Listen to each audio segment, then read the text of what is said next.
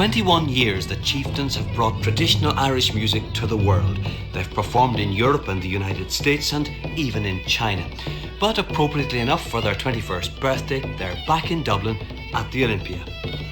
This is Synge's Playboy of the Western World, the choreographies by the Irish National Ballet Company and the music by the Chieftains.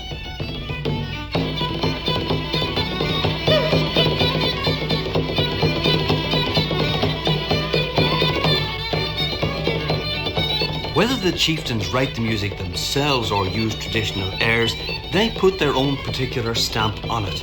It's a successful format which appeals across national and language barriers.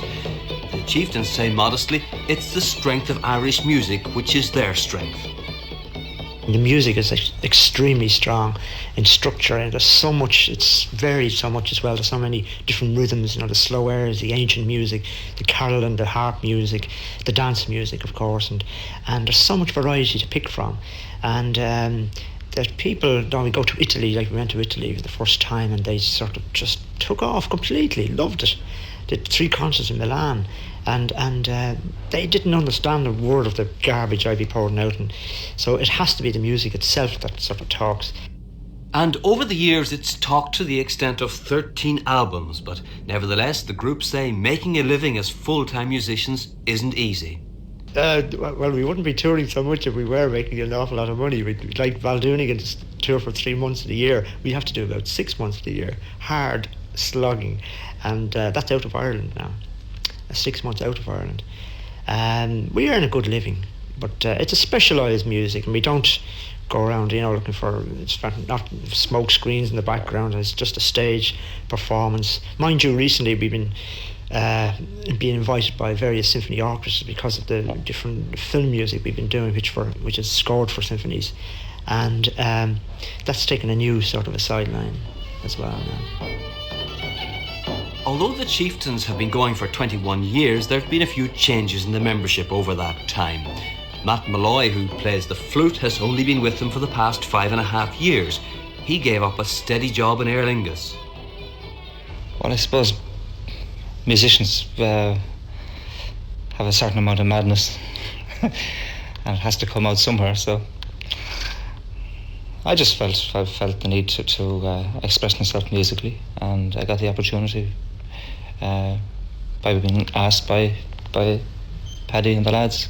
In contrast, Martin Fay was a founder member. Plus the fact that outside of the music we've had some great crack for years on the social scene, even just meeting up outside of the music all together, we get along pretty well, and there's never any animosity, a little bit of bitchiness and whatever, but never any punch-ups, so rather happy group, And Paddy Maloney thinks that's why they've managed to stay together for so long, when so many other groups have floundered on internal conflicts. We love doing what we're doing, and there's no great hassles, just little tiffs now and again, which everybody has.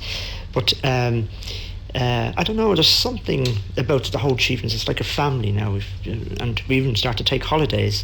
Over the last 4 or 5 years I've been arranging working holidays in July, August, September, and we go off and do a couple of festivals and bring all the families, pays for the families, and so it's becoming more of an institution. We've often been described as an institution more so than a group. While all of us have heard of the Chieftains and most of us know their music, it's a certain ad for a certain drink which perhaps most readily comes to mind when they're mentioned nowadays.